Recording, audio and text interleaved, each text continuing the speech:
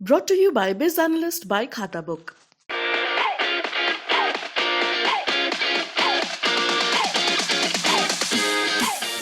नहीं, समाजवादी पार्टी को वोट कौन दे रहा है?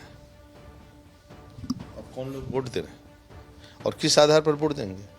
जब वो सरदार पटेल की जयंती के दिन जिन्ना का जिक्र करेंगे और राष्ट्रभक्त जिन्ना को बताएंगे और सरदार पटेल को जयंती के दिन बताएंगे कि बेटियां महिलाएं मोदी योगी के पक्ष में जबरदस्त वोटिंग कर रही हैं, वह जाति बंधन को तोड़कर वोटिंग कर रही हैं और बीजेपी के पक्ष में वोटिंग कर रही हैं। मोदी जी के देखरेख में योगी जी ने परिश्रम की पराकाष्ठा किया, चाहे डिस्ट्रिक्ट में मेडिकल कॉलेज खोलना हो या रोडों का आमने सामने की लड़ाई में आपको नहीं लग रहा है कि आप आमने सामने की लड़ाई आप मानते हैं कि नहीं इसको? किसकी सपा के साथ तो मानता नहीं है। कोई सीधी लड़ाई नहीं है। सपा दूर दूर तक बीजेपी के पास नहीं है। उत्तर प्रदेश का चुनाव प्रचार खत्म हो चुका है और सभी नेता अब चुनावी आकलन में जुट गए हैं कि आखिर 2022 का चुनाव जीत कौन रहा है। दावे सबके हैं। इस वक्त हमारे साथ स्वतंत्र देव सिंह हैं जो कि बीजेपी के प्रदेश अध्यक्ष हैं। स्वतंत्र देव जी, चेहरे पे तनाव, अंदर से खुशी, क्या है, कितना आकलन है आपका? क्या लग रहा है कि 2022 का चुनाव कहाँ जा रहा है? देखिए, इस बार का चुनाव सबसे महत्वपूर्ण था कि विकास के नाम पर वोटिंग हो रही है और सक्षम नेतृत्व के आधार पर वोटिंग हो रही है। अभी तक जो चुनाव होते थे, खुलकर बैटिंग जनता जनार्दन, सपा को निपटाने के चक्कर में रहते तो बसपा जाते थे, बसपा को निपटाती थी उनकी गुंडागर्दी भ्रष्टाचार के खिलाफ तो बसपा जाती थी, सपा को निपटाती थी तो बसपा को निपट सपा जाती थी। लेकिन पहला यह चुनाव ऐसा है कि जो विकास के नाम पर वोटिंग हो रहा है और सत्ता पक्ष के कार्यकर्ता रहते हुए भी कार्यकर्ताओं ने भी मन से काम किया, दिल से काम किया और सरकार बनाने के लिए काम किया।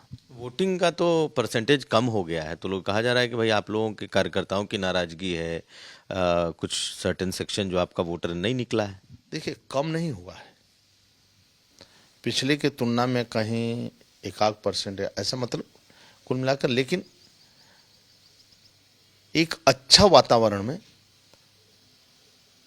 माताएं बहनें भी बड़े पैमाने पर निकलकर वोटिंग कर रही हैं और सक्षम नेतृत्व के नाम पर वोटिंग कर रही हैं, गरीब कल्याण की योजना के नाम पर वोटिंग कर रही हैं और कानून का राज है ऐसा मानकर वोटिंग कर रही हैं, जिसका परिणाम है कि हम सब 5वें चरण तक पूर्ण बहुमत के तक हम पहुंच चुके हैं। छठा जो हुआ है और 7वां जो होने वाला है, 300 पार करेंगे। 300 पार का आपका लक्ष्य है, लेकिन इस बार समाजवादी पार्टी भी आपसे कम कॉन्फिडेंट नहीं है, वो भी उतनी ही कॉन्फिडेंट है जितने आप हैं कि वो भी 250 सीट से कम उनको नहीं आ रही। नहीं, समाजवादी पार्टी को वोट कौन दे रहा है? अब कौन लोग वोट दे रहे हैं और किस आधार पर वोट देंगे? जब वो सरदार पटेल की जयंती के दिन जिन्ना का जिक्र करेंगे और राष्ट्रभक्त जिन्ना को बताएंगे और सरदार पटेल को जयंती के दिन बताएंगे, तो आप वोट को किस आधार पर वोट आपके लेंगे? हिसाब से क्या वो हिंदू मुस्लिम पोलिंग हो रही है? ऐसा तो दिखा नहीं कहीं चुनाव। देखिए, पोलराइज वोट होगा। पोलराइज मतलब एक तरह इस बार पहली बार ऐसा है कि बेटियां महिलाएं मोदी योगी के पक्ष में जबरदस्त वोटिंग कर रही हैं, वह जाति बंधन को तोड़कर वोटिंग कर रही हैं और बीजेपी के पक्ष में वोटिंग कर रही हैं, गरीब की खुशहाली के लिए वोटिंग कर रही हैं। कारण क्या? उसके पीछे कारण भी है। नहीं, लेकिन कहा यह भी जा रहा है ना कि आपके वोटों में भी तो सेंध लगी है, बहुत अच्छी खासी सेंध लगी है। कहा जा रहा है ओबीसी वर्ग टूटा है, जो आपका ब्राह्मण ने जिस तरीके से आपको समर्थन दिया था उसमें भी इस बार टूट है। कोई जाति नहीं, कुल मिलाकर देखिए सभी बंधन टूटे। कोई मुद्दा सपा के पास नहीं है, न बसपा के। 5 साल में जितने मुद्दे थे, भ्रष्टाचार के, बिजली की समस्या, रोड का कनेक्टिविटी, शिक्षा, चिकित्सा, स्वास्थ्य, ये सभी समस्याओं मतलब समाधान किया गया।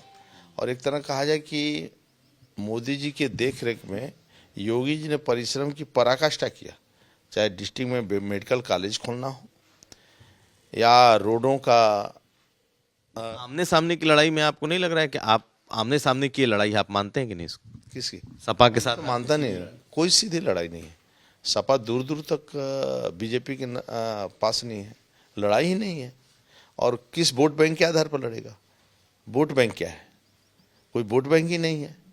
आप मुस्लिम तुष्टीकरण के आधार पर राजनीति करते हैं तो टिक नहीं पाएंगे मैदान। मुद्दे के आधार पे भी तो लड़ रहे हैं। उनका युवाओं में बेरोजगारी का मुद्दा निकला। आप देखिएगा तो गांव-गांव में जो छुट्टा गायों का मुद्दा था, ओल्ड पेंशन का मुद्दा, नौकरियों का मुद्दा, ये मुद्दे आपको लगता है नहीं हावी रहे इस बार चुनाव में? कहाँ 5 साल से वो दिखाई कहाँ दिए? थे ही नहीं मार्केट में। एक दिन तो प्रेस वार्ता नहीं किए योगी के खिलाफ, एक दिन धरना की नहीं किए 5 साल में। वो थे कहाँ विपक्ष के भूंगा में? ये लोग वंशवादी परंपरा की पार्टियां हैं, परिवारवाद पार्टियां हैं। और परिवारवाद की पार्टियां हैं, इनसे विकास से क्या मतलब है? इनको गुंडागर्दी से मतलब है, इनको सड़कों से क्या मतलब है? ये सड़क तोड़ना जानते हैं। 7 सालों में माननीय मोदी जी और राज्य के अंदर 5 साल में योगी जी के नेतृत्व में आप चले जाओ दिल्ली से बागपत, चले जाओ दिल्ली से सहारनपुर, आप चले जाइए दिल्ली से काशी, आप चले जाइए काशी से गोरखपुर, आप काशी से चले जाइए गाजीपुर, गाजीपुर से चले जाइए लखनऊ। जर्क नहीं लगेगा भाई। जो यात्रा 10-10, 20-20 घंटा लगते थे, 3-3, 4-4 घंटा में यात्रा पूर्ण हो रही है। रोडों का कनेक्टिविटी, ट्रेनों, विकास के नाम पे आपको लगता है वोट? ट्रेनों का कनेक्टिविटी, एयर का कनेक्टिविटी कितना बढ़ा है। यात्री बढ़ गए, हर लोग नाराज नहीं? लोग नहीं नाराज। लोग क्यों नाराज? लोग सपा बसपा से नाराज हैं। उनका शासन देखा है लोगों ने। बिजली आती थी, आप ही बताओ, 5 साल पहले बिजली आती थी, आज 24 घंटे लाइट आ रही है। पहले बिजली के लिए तरसते थे लोग, बिजली के तार पकड़ते थे तो करंट नहीं आता था, बिजली का बिल पकड़ते थे तो करंट आता था। ये सब मुद्दे आपको लगता है आज भी हैं? हाँ, आज भी सब मुद्दे। आज कोई मुद्दा सपा बसपा के पास नहीं है। केवल जिन्ना पाकिस्तान की बात चिल्लाते रहते हैं। आज सभी नौजवान, बेटियां, सभी लोग बीजेपी के पक्ष में। आप देखना 7वां चरण भी एक तरफा जाएगा बीजेपी का, और प्रचंड बहुमत के साथ सरकार बनाएंगे। बहुत धन्यवाद। तो थे हमारे साथ स्वतंत्र देव सिंह, बीजेपी के प्रदेश अध्यक्ष। दावा है कि 300 पार इनकी सीटें जा रही हैं और समाजवादी पार्टी के पास जितनी चर्चा है उतनी सीटें नहीं आ रही। नीरज कुमार के साथ कुमार अभिषेक।